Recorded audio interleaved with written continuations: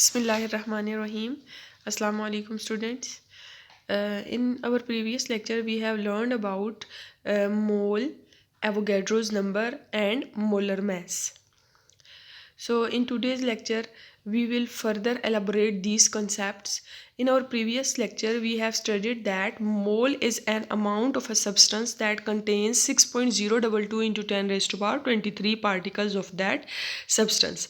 आपने मोल के बारे में पढ़ा था कि मोल हमारे पास क्या है. Mole is an amount of a substance that contains 6.022 into 10 raised to power 23 particles. 6.022 into 10 raised to power 23 particles is the Avogadro's number. It is experimentally determined number and is denoted by Na. Our third term related to this concept was molar mass. Molar mass is the mass of the substance that is present in 1 mole of any substance. 1 mole में जितना भी mass मौजूद होता है उसको हम क्या कहते हैं, molar mass कहते हैं. और ये 6.022 into 10 raised to power 23 particles का mass होता है. So in today's lecture we will further elaborate these concepts. We will learn about the mole mass relationship, that how much mass of a substance will be present in 1 mole of that substance. So 1 mole of a substance contains 6.022 into 10 raised to power 23 particles, and the mass present in 1 mole of a substance, or the mass of these 6.022 into 10 raised to power 23 particles of any substance, is the atomic mass, molecular mass or formula mass expressed in grams. If the substance is in elemental state, then the mass present in 1 mole of that element will be the atomic mass of element present in expressed in grams. यानी कि आपके पास अगर substance element की state में है, elemental state में है, तो एलिमेंट में हमारे पास जो पार्टिकल्स होते हैं वो मोस्टली एटम्स की फॉर्म में होते हैं या फिर सिंपल मॉलिक्यूल्स की फॉर्म में होते हैं. सिंपल मॉलिक्यूल्स का मतलब है कि आपके पास जो एटम्स हैं वो 2 होंगे और वो सेम साइज़ के होंगे. तो अगर आपके पास एलिमेंट फॉर्म में है सब्सटेंस, तो उसके 1 मोल में कितना मैस मौजूद होगा, उसका एटॉमिक मैस. ठीक है, उसका atomic mass expressed in grams. या अगर मॉलिक्यूल फॉर्म में है तो मॉलिक्यूलर मैस इन ग्राम्स, और अगर आयोनिक कंपाउंड है तो formula mass in grams. Gram atomic mass. Gram atomic mass is the atomic mass of an element expressed in grams is called gram atomic mass. Gram atomic mass term पढ़ने से पहले आपने सिर्फ atomic mass को पढ़ा था या molecular mass को पढ़ा था, आपने उनकी calculations को भी सीखा था. तो अब हमारे पास ग्राम एटॉमिक मैस जो है उसमें आप क्या यूनिट लगाते थे, उसमें आप यूनिट लगाते थे AMU, जो कि आपके पास रिप्रेजेंट करता है एक एटम के मैस को. लेकिन अब हम टर्म पढ़ रहे हैं ग्राम एटॉमिक मैस. तो ग्राम एटॉमिक मैस आपके पास क्या है, atomic mass of an element expressed in grams is called gram atomic mess. यानी कि आप एटॉमिक मैस को अगर यूनिट AMU हटा के वहाँ पे ग्राम्स लगा देंगे तो उसको हम क्या कहेंगे, ग्राम एटॉमिक मैस कहेंगे. एग्जांपल्स क्या हैं आपके पास ग्राम एटॉमिक मैस की. ग्राम atomic mass of carbon is 12 gram. 12 is the atomic mass of carbon, and we have put the unit of gram here with the atomic mass of carbon. So now it is the gram atomic mass of carbon. And the atomic mass of sulfur is 32. So and when we will put the unit gram in place of atomic mass unit, then it will be the gram atomic mass of sulfur. And these masses of carbon and sulfur are equal to 1 mole of these elements. यानी जो 12 ग्राम है आपके पास carbon का,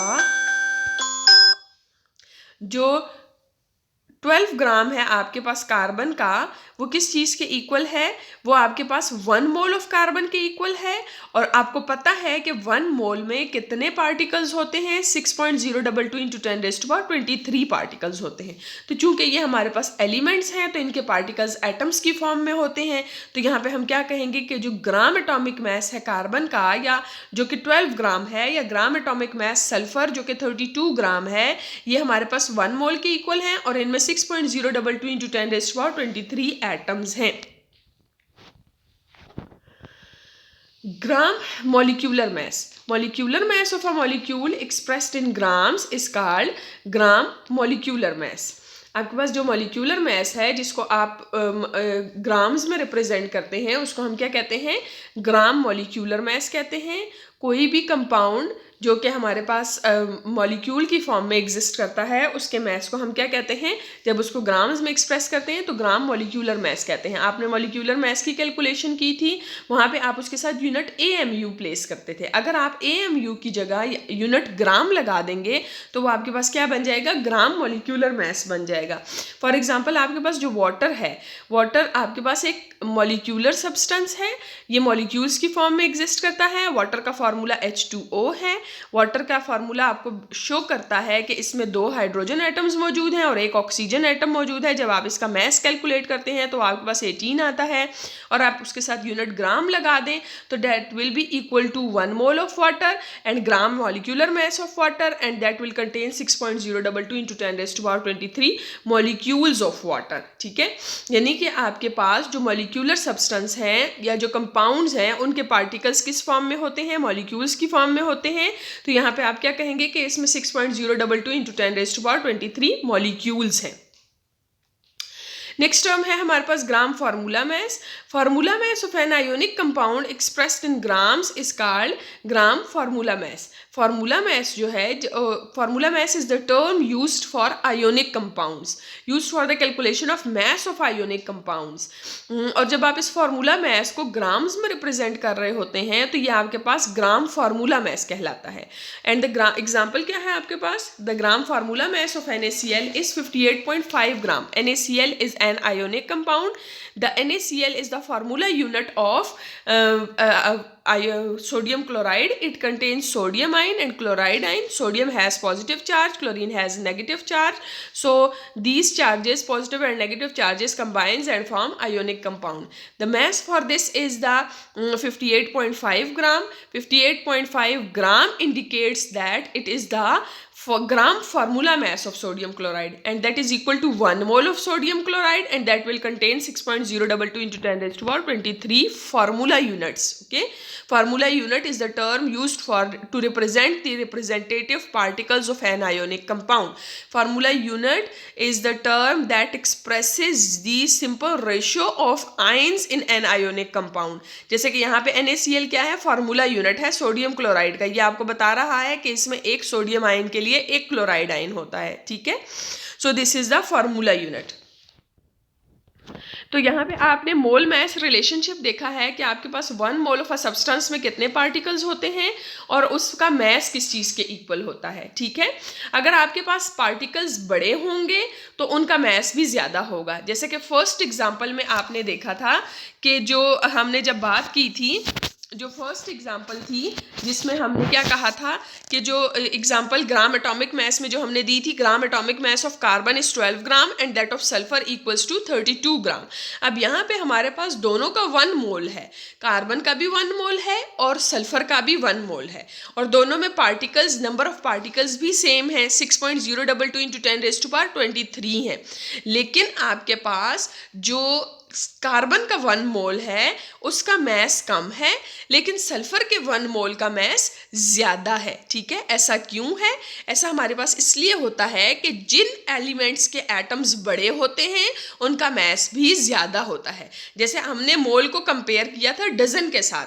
1 dozen bananas का, जो 1 dozen bananas में आपके पास 12 bananas होते हैं, लेकिन अगर आप 1 डजन स्मॉल बनानास लेंगे तो उनका वेट कम आएगा, लेकिन अगर आप 1 डजन लार्ज बनानास लेंगे तो उनका वेट, आपके पास बिग बनानास लेंगे तो उनका वेट आपके पास ज़्यादा आएगा। ठीक है, लेकिन दोनों ही, आप चाहे छोटे बनानास लें चाहे बड़े बनानास लें, दोनों में 1 डजन में कितने होंगे? 12 बनानास ही होंगे। इसी तरह आप चाहे 1 मोल कार्बन का लें 1 मोल सल्फर का लें, दोनों में पार्टिकल्स कितने होंगे? 6.022 × 10⁻23 पार्टिकल्स होंगे। लेकिन चूंकि आपके पास जो कार्बन है उसके एटम्स छोटे होते हैं इसलिए उसका मैस कम है, लेकिन सल्फर के एटम्स बड़े होते हैं इसलिए उसके 1 मोल में मैस ज़्यादा आ रहा है, लेकिन पार्टिकल्स कितने मौजूद हैं? 6.022 × 10⁻23 पार्टिकल्स ही मौजूद हैं। नेक्स्ट हमने देखना है difference between gram atomic mass, gram molecular mass and gram formula mass. इन तीनों टर्म्स का हमने डिफरेंस देखना है। Gram atomic mass represent 1 mole of atoms of an element and it contains 6.022 into 10⁻23 atoms of that element. ठीक है, gram atomic मास चूंकि element के लिए यूज होती है तो ये एलिमेंट में एटम्स को रिप्रेजेंट कर रही होती है और इसमें 6.022 into 10⁻23 एटम्स होते हैं। Gram molecular mass represents 1 mole of molecules of a compound, it contains 6.022 into 10⁻23 molecules of that compound.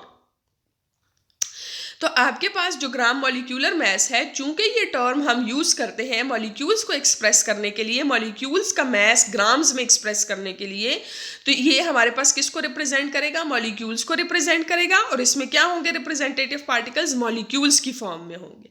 Gram formula mass represents 1 mole of formula units of an ionic compound. चूंकि formula mass की term हम ionic compound के लिए use करते हैं, तो ये किसको एक्सप्रेस करेगा?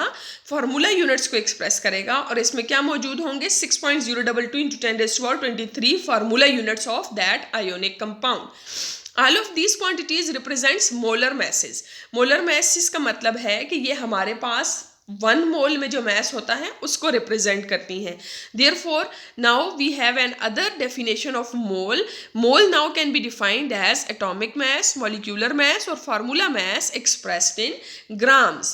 कि जब आप एटॉमिक मास, मॉलिक्यूलर मास या फार्मूला मास को ग्राम्स में एक्सप्रेस कर रहे होते हैं तो उसको हम क्या कह रहे होते हैं? मोल ऑफ दैट सब्सटेंस कह रहे होते हैं। It was all about today's lecture. Note down your diary. You have to memorize the definitions and examples of all these terms, that is gram atomic mass, gram molecular mass, gram formula mass, and also memorize the difference of all these terms.